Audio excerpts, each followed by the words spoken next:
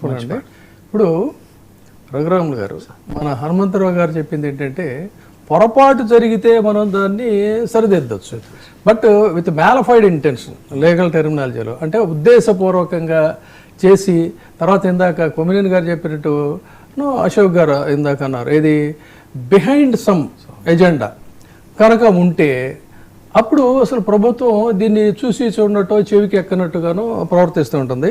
తర్వాత పెద్ద కన్ఫ్యూజన్ ఏంటంటే ఇక్కడ ఒక క్లారిఫికేషన్ ఇవ్వాల్సింది ఇందాక వారు కూడా స్పృశించారు. అసలు ఈ 22A అనేది ఇప్పుడు కొత్త కాదండి. ఇప్పుడు ఎందుకు మీరు కొత్తగా చెప్తున్నారు? బ్రిటిషర్స్ కాలం నుంచి ఉంది అని చెప్తున్నారు. No, that is not right అండి. వాళ్ళు ఏంటంటే కన్ఫ్యూజ్ చేస్తున్నారు. బ్రిటిషర్స్ 22A అనేటువంటిది 1905లోనే ప్రవేశపెట్టారని కొంతమంది చెప్తారు, 1935లో అని చెప్పని కొంతమంది చెప్తారు. కానీ రిజిస్ట్రేషన్ యాక్ట్ 1908 అనేటువంటిది సెక్షన్ 22 అది మాత్రమే అంతే తప్ప ఇది కాదు. ఇది దీనికి సంబంధించి 1935లో కూడా 22A అనేటువంటి రూపంలో లేదు. వాళ్ళు ఏంటంటే 1908లో చట్టం, 1935 భూ రికార్డులు, వాటి రెగ్యులరైజేషన్ అనేది ఫస్ట్ బ్రిటిషర్స్ స్టార్ట్ చేశారు దాన్ని విత్ ఒక వాళ్ళకంటూ దీని మీద ఒక అవగాహన ఉండాలనేటువంటి ఉద్దేశంతో. అయితే దీన్ని వీళ్ళు ఏం చేస్తున్నారు, కన్ఫ్యూజ్ చేస్తున్నారు. ఇందాక కొమినేని గారు చెప్పినట్టు యాక్ట్ నంబర్ 4 ఆఫ్ 1999లో ఉమ్మడి ఆంధ్రప్రదేశ్లో ఈ 22A అనేది చేర్చారు. అప్పుడు దీన్ని చేర్చిన ఉద్దేశం కూడా మంచిదే. కానీ ఇప్పుడు దాని యొక్క ఇంటెన్షన్ మారిపోయింది. ఆ ఇంటెన్షన్ మారిపోయినటువంటి పరిస్థితుల్లోనే ఇది వస్తున్నాయి. బట్ వేరేజ్ ఇక్కడ గమనించాల్సింది ఏంటంటే రీసెంట్గా దీని మీద ప్రజా వ్యతిరేక పత్రాలు అనేటువంటి పదజాలం చాలా అస్పష్టంగా ఉంది అని చెప్పని న్యాయస్థానాలు కూడా దీన్ని రద్దు చేశాయి. ఏది 1999లో పెట్టినటువంటి దీన్ని. సో కొంతకాలం పాలకులు దాని మీద ఏదో చూసి చూడనట్టు ఉన్నారు. మళ్ళీ దీనికి ఇప్పుడు పదును పెట్టారు. యాక్ట్ నంబర్ 2007లో మళ్ళీ కొత్త 22A తీసుకొచ్చారు. ఆ పాత 22A ప్లేస్లో కొత్త 22A తీసుకొచ్చి జూన్ 20, 2007 నుంచి దీన్ని అమల్లోకి తీసుకొచ్చారు. అప్పుడు కూడా పెద్ద ప్రాబ్లమ్స్ లేవు. బట్ ఆల్ సడ్ అండ్ డన్ ఇప్పుడు ఇది ఎందుకు వచ్చింది అనేటువంటిది దీని మీద క్యాగ్ కూడానండి.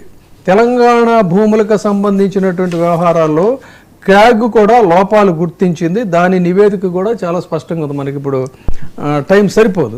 తర్వాత మోర్ ఓవర్ కోర్టులు వ్యాఖ్యానించినటువంటి పరిస్థితి ఏంటంటే the right to property cease to be a fundamental right by constitution 44th amendment act మనందరికీ తెలిసిందే, 78లో ఇందిరాగాంధీ గారి టైంలో. అయితే however it continue to be human right in welfare state and constitutional right under article 300A of the constitution. Article 300A provides, ఇది చాలా జాగ్రత్తగా గమనించాలి, no person shall be deprived. Shall అనేది mandate, will not will, shall. No person shall be deprived of his property save by authority of law. The state cannot disposes a citizens of his history except in accordance with the procedure established by the law. But where is the procedure? ఎక్కడుంది? ఇందాక వారు చెప్పారు, మొత్తం అంతా గందరగోళంగా అన్ని గంపగొత్తగా ఎత్తేసేసి మీరు చేసుకోండి అనేటువంటి పరిస్థితి. దీన్ని ఎలా చూడాలి? There is a method in the madness అని ఇంగ్లీష్లో ఒక సేయింగ్ ఉందండి.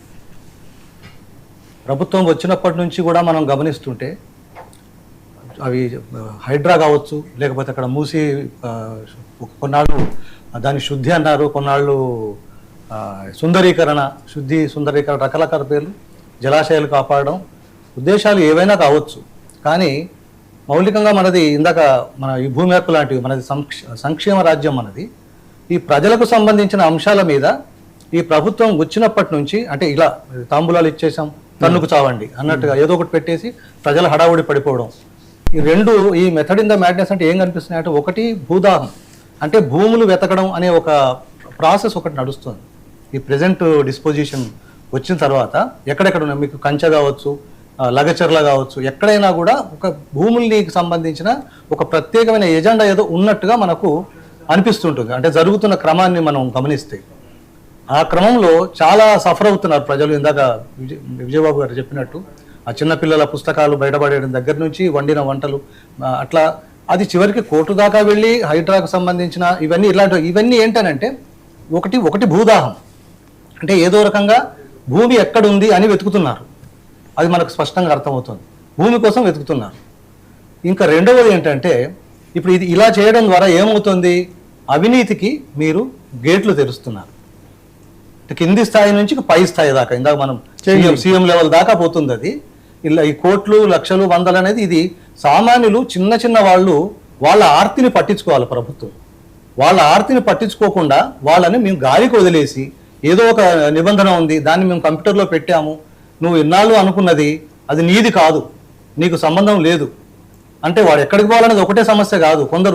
కొందరు ఇల్లు అమ్ముకోవాల్సిన పరిస్థితి ఎందుకు వస్తుందంటే చాలా దీనమైన పరిస్థితుల్లో అమ్ముకోవాల్సి వస్తుంది. ఆరోగ్యం కావచ్చు, ఆరోగ్యం ఇదైపోయి చివరి రోజుల్లో ఆర్థిక వనరులు లేకపోవచ్చు, లేదా పిల్లల పెళ్లిళ్ళు, చదువులు, ఇలాంటి వాటికి సంబంధించి ప్రభుత్వం ఎలాంటి ఓ చిన్నపిల్లవాడిని మనం హోంవర్క్ చేసావా అని అడుగుతాం. మనం నీ హోంవర్క్ సరిగ్గా చేసావా అని అడుగుతాం. కానీ ఇంతమంది ఇంతగా కఠినమైన తీవ్రమైన పరీక్షలకు గురయ్యే అంశం మీద ప్రభుత్వం హోంవర్క్ చేసినట్టుగా అయితే మనకు కనిపించడం లేదు. దీనిలో ఇంకా కావాలంటే ఇప్పుడు టెక్నాలజీకి సంబంధించిన సమస్యలు ఇందాక మనం హనుమంతరావు గారు చెప్పారు. ఇంకా ముందుకెళ్తే మనకు ఏఐ లాంటివి వచ్చాయి. ఇప్పుడు ఇవాళ ఇన్కమ్ ట్యాక్స్ డిపార్ట్మెంట్ కూడా అదే వాడుతుందంట, అంటే అన్నిటిని అసెస్మెంట్ చేయడానికి. సో మీరు ఏఐని కూడా తీసుకొని చేయొచ్చు. కానీ హఠాత్తుగా మీరేంటంటే ఒక గేట్లు తెరిచేసి మొత్తం అంతా జనం కొట్టుకుపోతుంటే అప్పుడు ఆలోచించి దీనివల్ల సమస్య లేదు, ఎప్పటి నుంచో ఉంది అనే మాటలతో చెప్తున్నారు. ఈ పరిస్థితుల్లో మనకు కనిపిస్తుంది ఏంటనంటే ప్రభుత్వం లక్ష్యాల కన్నా లక్షణాలే సమస్యగా ఉన్నట్టు కనిపిస్తుంది. మనం నాకు చిన్న డౌట్ అండి. ఇప్పుడు 10 ఏళ్ల పాటు దాదాపు కేసీఆర్ గారు పనిచేశారు, గవర్నమెంట్ ఉంది. తర్వాత 2 ఏళ్ల నుంచి కేసీఆర్ గవర్నమెంట్ లో కూడా ఈ సమస్య ఉత్పన్నమైందా? అప్పుడు కూడా ఈ గొడవలు ఏమైనా వచ్చినాయా? ఇప్పుడే ఎందుకు ఇట్లా గొడవలు వస్తున్నాయి? సమస్యలు మనం అనుకున్నట్టు ఇవాళ వచ్చిన సమస్యలు కాదు. వాటి పరిష్కార ప్రయత్నాలు అన్ని స్థాయిల్లో జరిగాయి, అన్ని ప్రభుత్వాల్లో జరిగాయి. అంటే ఈ మనం చెప్తున్న 100 సంవత్సరాలు 125 సంవత్సరాల్లోనూ చాలాసార్లు మనం ఈ సమస్యను అంటే ప్రభుత్వ భూమి లేకపోతే వక్ఫ్ భూమి ఇంకొకటి ఏదో దాన్ని రక్షించాల్సిన పద్ధతి అయితే అవసరమే, దాని గురించి ఎవ్వరూ కాదనరు. కానీ అలా మీరు చేస్తున్నప్పుడు ప్రజలు సమస్యల పాలు కాకుండా running from pillar to post అన్నట్టుగా ఇటు అటు వాళ్ళు హెల్టర్ స్కెల్టర్ చేసేసి వాళ్ళ ఆగమాగం చేసేసే పరిస్థితుల్లో మాత్రం దాన్ని ఇంప్లిమెంట్ చేయకూడదు. అంటే నా డౌట్ ఏమంటే సడన్ గా ఎంఆర్ఓ గారో లేకపోతే ఇంకెవరో నాకు వీరికి పడదనుకోండి, ఇదంతా గవర్నమెంట్ ల్యాండ్ అని నేను కంప్లైంట్ రాస్తాను, వెంటనే ఆటోమేటిక్ గా ఎంఆర్ఓ గారు లేకపోతే ఇంకా ల్యాండ్ రిలేటెడ్ ఆఫీసర్ 22A చేరుస్తున్నారా? లేదు ఇతరత్ర ఇందాక అన్నట్లుగా ఇది ఒక ఆదాయ వనరుగా మార్చుకున్నారా? అక్రమ ఆదాయమా సక్రమ ఆదాయమా అని ఉండొచ్చు అండి, అది కాదనిలే. కానీ ఇప్పుడు జరుగుతున్నది మాత్రం హఠాత్తుగా మీరు రిజిస్ట్రేషన్కి వెళ్ళేంత వరకు మీకు తెలియదు అంటే అక్కడ మీకు డిజిటల్ లోనే జరిగింది. ఇంతకు ముందు హనుమంతరావు గారు చెప్పినట్టు నేను విన్నది ఏంటంటే గవర్నమెంటే నిషేధిత జాబితా లిస్ట్ ని డిక్లేర్ చేసింది అని, అక్కడి నుంచి మొదలైంది ఈ సమస్య అని. ఇప్పుడు ఒక 5 ఏళ్ల క్రితమో 6 ఏళ్ల క్రితమో మనం రిజిస్ట్రేషన్కి వెళ్తే ఈ సమస్య రాలేదు, మనం 2-3 ఏళ్ల క్రితం కూడా రాలేదు. ఇప్పుడు ఈ లిస్ట్ అనౌన్స్ చేయడంతో ఈ కాపీ వాళ్ళ సిస్టమ్స్ లోకి వెళ్ళిపోయింది. ఇది పారదర్శకత అనేది లేదు.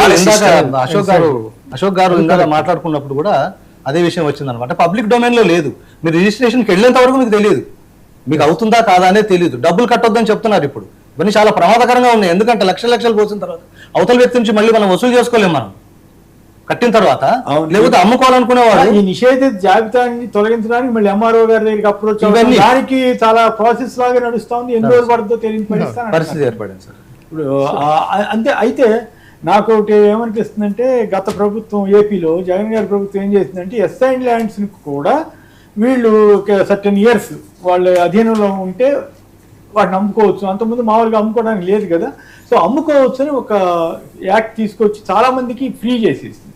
సో అట్లాంటి అవకాశం ఇప్పుడు ఏదన్నా ఏ గవర్నమెంట్ అక్కడ కూడా 2017 నుంచి ఈ సమస్య బాగా పెరిగింది ఏపీలో కూడా.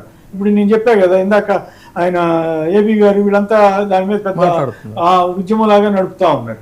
సో అట్లాగే ఇక్కడ కూడా దీని మీద ఒక స్పెసిఫిక్ సమస్యకు మల్టిపుల్ లేయర్స్ ఉన్నాయనేది మన అందరికీ తెలుసు అండి. అంటే ఇంత పెద్ద చెక్క చిన్న చెక్కలు అయింది, చిన్న చెక్కల్లో మళ్ళీ అపార్ట్మెంట్లు అయినాయి.